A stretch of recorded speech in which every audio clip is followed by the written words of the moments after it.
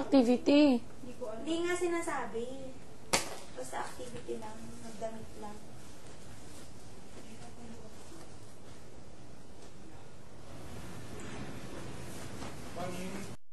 Opo. So ako na lang ang kakausap sa'yo. May activity. Ito lang, bigay mo lang sa akin to. Gawin mo lang tong activity na to.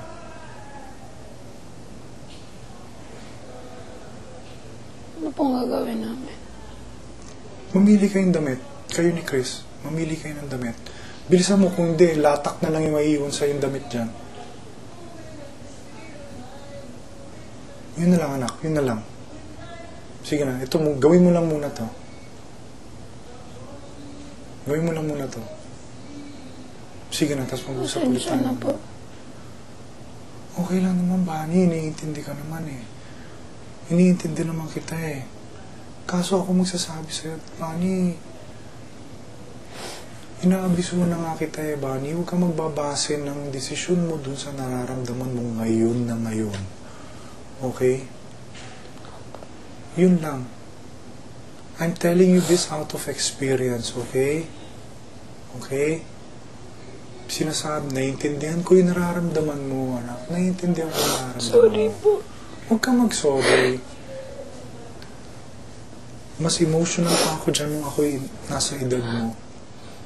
Pero yun nga, ang pinapayo ko sa'yo, huwag ka magbabase ng desisyon dun sa nararamdaman mo ngayon, dun sa emotion mo ngayon.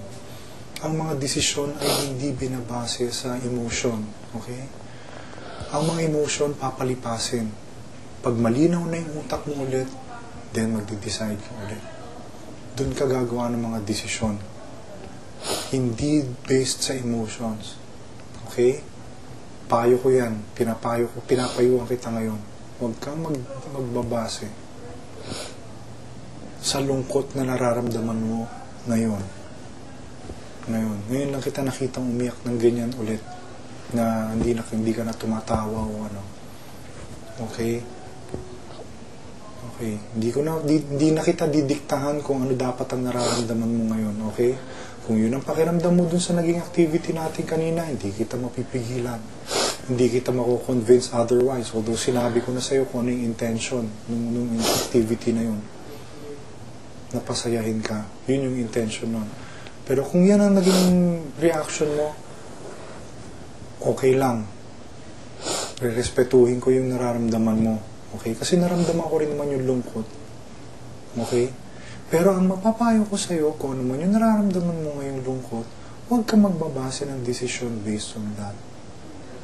Okay? Because I'm sure bukas makikita na uli kitang tumatawa dyan eh. Hindi dahil sa hindi ka na nalulungkot, pero kasi nalipas mo na, nairaos mo. Mararaos mo yan eh. Kanina lang, ang saya-saya mo, ang ano, di ba? Bibiruan tayo dun sa piano room kanina. Naluluha na nga ako kanina, nakita ko yung tuwa mo sa mukha eh. Kanina eh.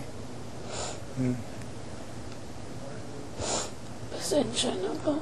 Okay lang. Pasensya na rin, Bani, dun sa naging activity kanina. Kung ganun lang ang pwedeng ang makakayanang payagang ibigay sa'yo. Ganon. Ang akin din naman lang, sila Bugoy naman ganun din. Sila Van. Boses lang. Kami. Boses rin lang naman yung marinig nila.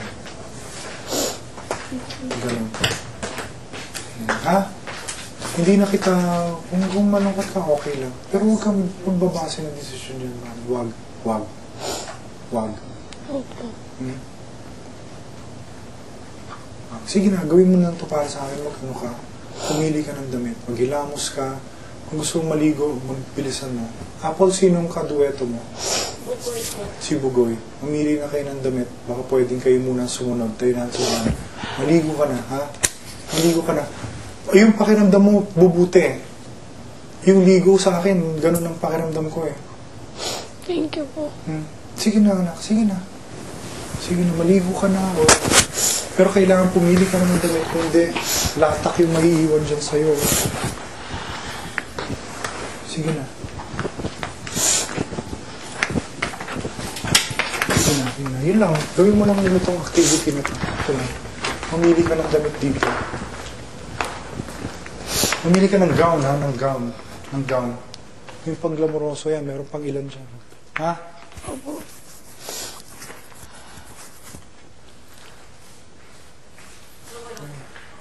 Oh, nagpalit kayo ni Lizelle? Ah, iba yan, iba yan.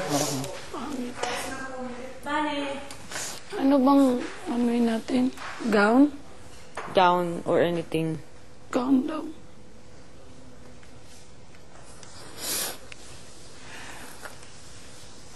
Ito, try mo. Hindi kasi bagay sa akin ganyang kulay. Smile. Yan! Ayun ako! Ang ganda ni Mami!